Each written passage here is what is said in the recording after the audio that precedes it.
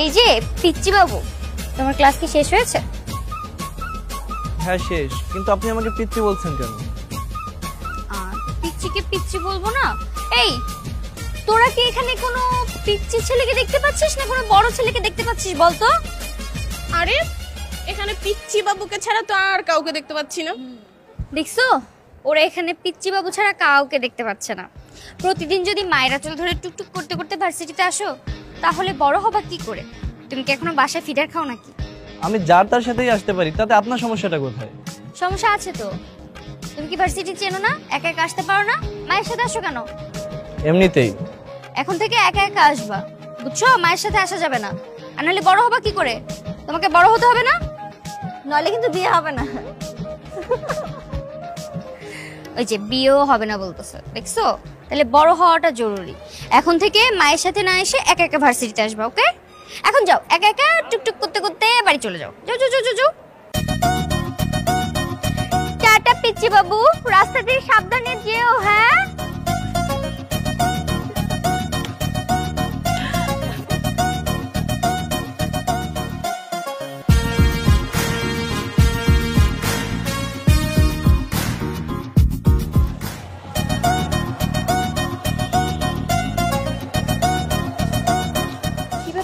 বাবু এখানে একা একা দাঁড়িয়ে কি করো?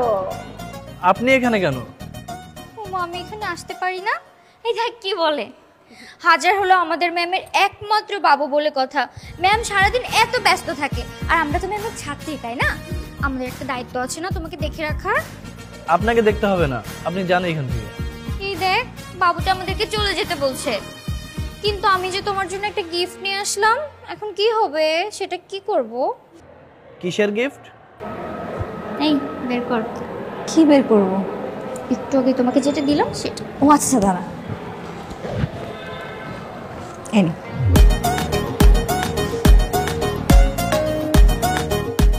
মানে কি এসবে? চুপ, একদম চুপ। যা করছি শুধু তাই দেখে যাও, ওকে? এই তো সুন্দর, একদম একটা বাবুর মতো লাগছিস। কিউট গুলো গুলো একদম পারফেক্ট, তাই না? এই একটা সেলফি তুলবি? ভালো কথা বলছিস তো। দে দে দে, ফোন দে। আসো বাবু, আমরা একটা সেলফি। আসো আসো আসো। এই কি হচ্ছে এখানে? নন্দিনী, এবার কি হবে?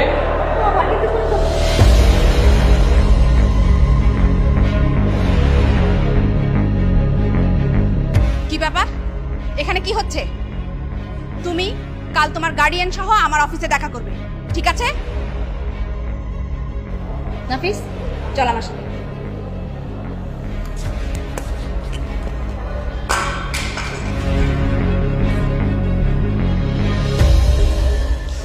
ওরা আমার ফাঁসাই দিয়ে কই চলে গেল? নন্দিনী তুই শেষ, তুই শেষ।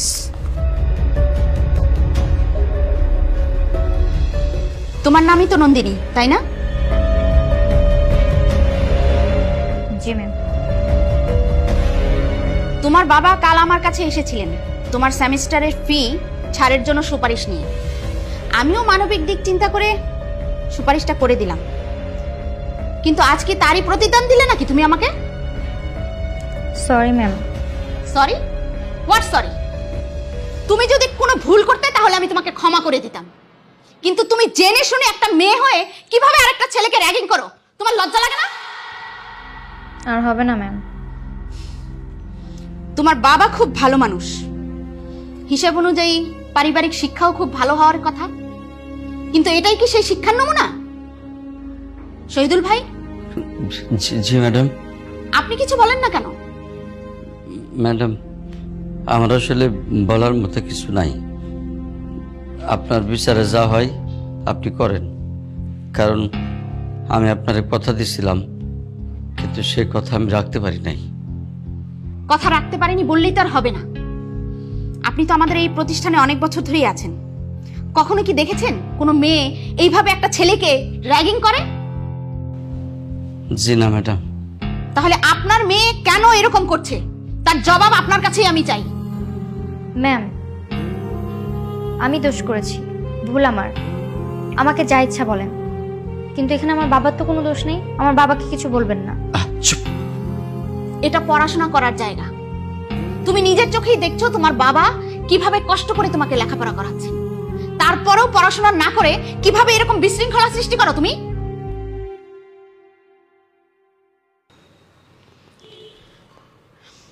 শহীদুল ভাই, জি ম্যাডাম। আমি আপনার মেয়ের সেমিস্টার ফি ছাড়ের যেই সুপারিশটা করেছিলাম সেটা বাতিল করে দিলাম। আপনি আপনার মেয়ের পড়াশোনার ব্যাপার কিভাবে ব্যবস্থা করবেন সেটা আপনি দেখুন।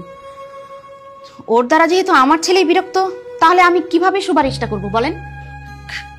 কিন্তু ম্যাডাম। কোনো কিন্তু আর আমি শুনতে চাই না। আপনি আপনার মেয়ের ব্যবস্থা কি করবেন সেটা আপনি দেখুন। আচ্ছা, নাফিসের জায়গায় যদি অন্য কোনো ছেলে হতো, আমি ভিসি স্যারকে বলে আপনার মেয়েকে ভার্সিটি থেকে বের করে দিতে বলতাম। যেহেতু আমার ছেলে, তাই সবাই ভাববে আমি আমার সন্তানের জন্য এটা করেছি, তাই এই কাজটা আমি করতে চাই না। কিন্তু এটাই শেষ সুযোগ, এরপর আমি আর কোনো সুযোগ দেব না। আর শহীদুল ভাই, আপনি আপনার মেয়ের সেমিস্টারে ফি কিভাবে ব্যবস্থা করবেন সেটা আপনি দেখুন। এখন আপনারা আসতে পারেন। আয়।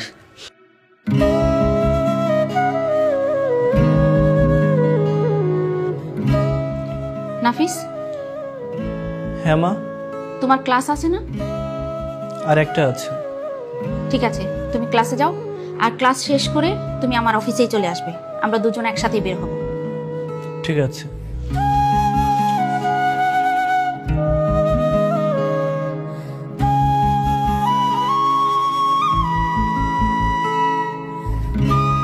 বাবা, হুম, খেতে যাবো না? আমার খিদে নাই। তুমি আমার উপর এখনো রাগ করেছো তাই না? তোর উপর রাগ করে কি করো মা? আমার তো কপালটাই খারাপ। কত কষ্ট করে তোর লেখাপড়াটা করাতে চাইছিলাম, কিন্তু তুই তো আমার কোনো কথা শুনলি না। বাবা, আমি আর এরকম করব না। ভার্সিটিতে যে কোনো রকম কোনো উল্টাপাল্টা করবো না, একদম ভদ্র হয়ে থাকবো, প্রমিস। এখন আর এসব বলে কি লাভ? যা হবার তা তো হয়েই গেছে। তোর এতগুলা টাকা এই সেমিস্টারের লেগে আমি কোত্থেকে জোগাড় করবো? এখন কি যে করি আমি জানি না কিছু। আচ্ছা বাবা, শেষবারের মতো তোমার মেয়েটার একটু ক্ষমা করে দাও না প্লিজ। বললাম তো আর করবো না, এই যে দেখো, প্রমিস। আচ্ছা আচ্ছা, যা দেখি কেমনে কি করবো। তোর এই লেখাপড়ার লেগে টাকা পয়সা কেমনে জোগাড় করবো আমার মাথায় কিছু আসতেছে না। তো আমার ভিটাটুকু যদি কিছু একটা ব্যবস্থা করতে পারি গ্রামের, তাহলে না একটা কিছু হবে। দেখি তুই, কিন্তু এবার মা একটা শর্ত আছে, তোর কাছে অনুরোধ, তুই একটু ভালো করে লেখাপড়াটা করিস মা। আচ্ছা ঠিক আছে, আমি করবো। এখন চলো, খাইতে চলো। আচ্ছা যা, তুই আসতেছিস। তাড়াতাড়ি এসো, হ্যাঁ?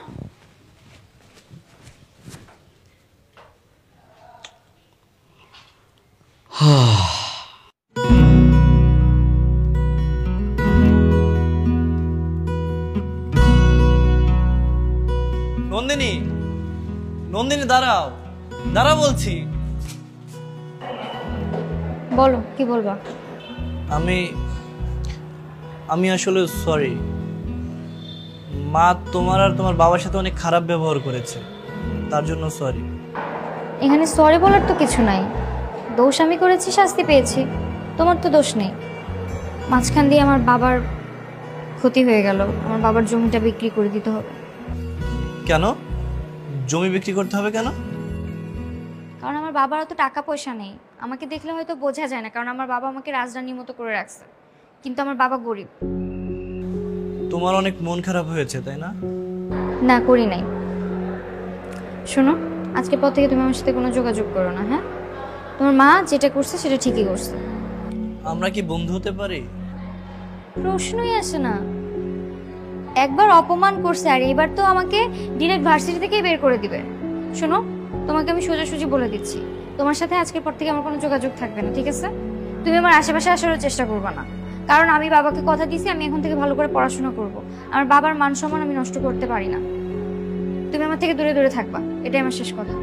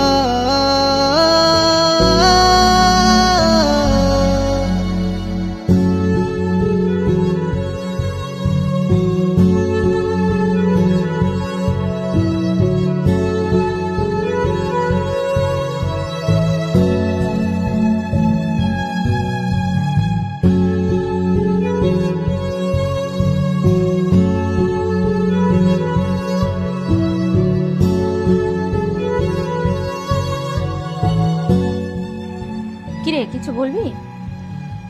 মা তোমার সাথে একটা কথা ছিল। কি কথা বল। মা এটা একটু সিগনেচার করে দাও।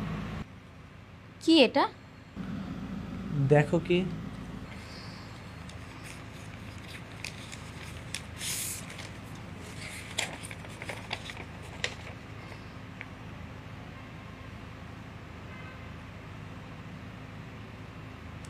এটা তো শহীদুল ভাইয়ের সেই উশৃঙ্খল মেয়েটার নামে সুপারিশ। হ্যাঁ মা, কিছুদিন ধরে দেখছি মেয়েটা অনেক চুপচাপ হয়ে গেছে, আগের মতো আর ফাজলামো করে না।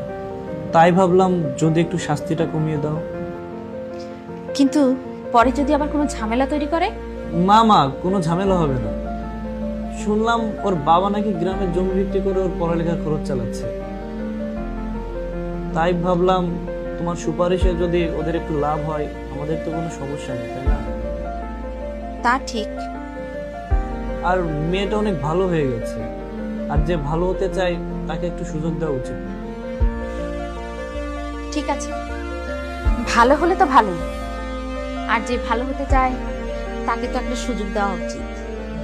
তাহলে মা তুমি কি সিগনেচারটা করে দিবে? ঠিক আছে, আমি সিগনেচার করে দিচ্ছি।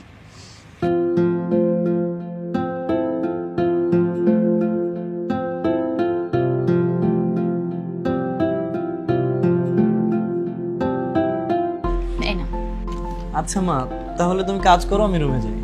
ঠিক আছে।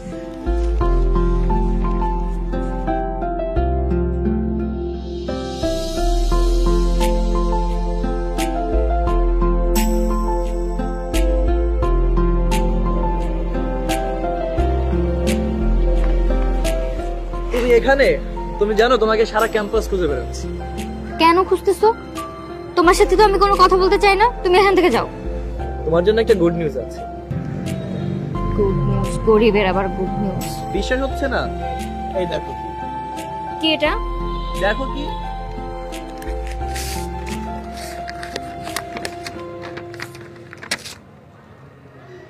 তোমার সেমিস্টার ফি ডিসকাউন্ট করা সুপারিশ মা সিগনেচার করে দিয়েছে। এখন আর মন খারাপ করে থাকতে হবে না। সত্যি?